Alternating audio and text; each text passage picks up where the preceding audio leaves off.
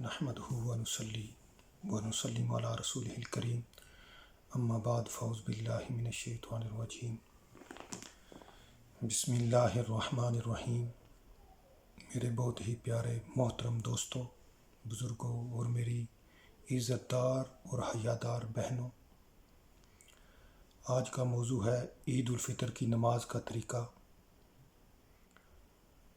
یہ ایک ایسا طریقہ ہے جو ہمیں ہر صورت آنا چاہیے۔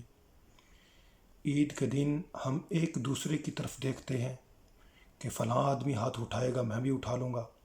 صرف 2-3 منٹ کا یہ کام ہے، ہمیں یہ طریقہ آنا چاہیے، سیکھنا چاہیے۔ آج کی ویڈیو کا مقصد بھی یہی ہے کہ ہمیں درست عید الفطر کا طریقہ آنا چاہیے، خود آنا چاہیے، دوسروں کی طرف دیکھ کر ہم نماز نہ ادا کریں۔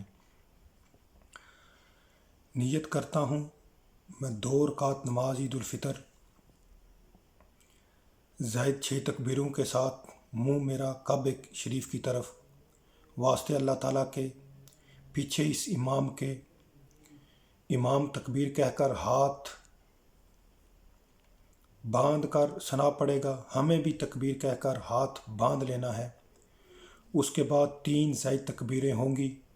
پہلی تکبیر کہ ہاتھ کانوں تک اٹھا کر چھوڑ دینا ہے، اسی طرح دوسری تکبیر ہاتھ کانوں تک اٹھا کر چھوڑ دینا ہے۔ اب تیسری تکبیر کہہ کر ہاتھ کانوں تک اٹھا کر باندھ لینے ہیں، تیسری تکبیر میں ہاتھ باندھ لینے ہیں۔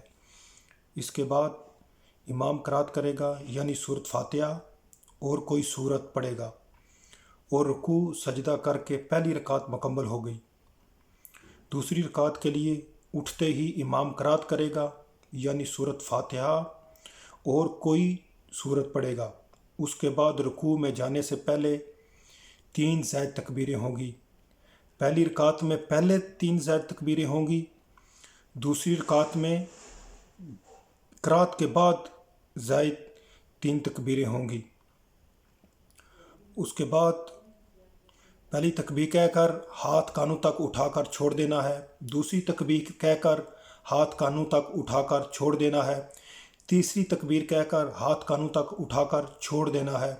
یہاں تک زائد تکبیریں مکمل ہو گئی۔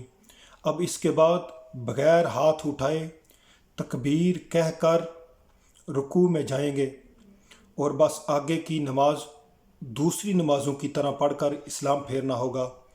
نماز عید الفطر سے پہلے خوب اس ویڈیو کو شیئر کریں تاکہ زیادہ سے زیادہ لوگ نماز کا صحیح طریقہ، درست طریقہ ہر دوست کو معلوم ہو سکے۔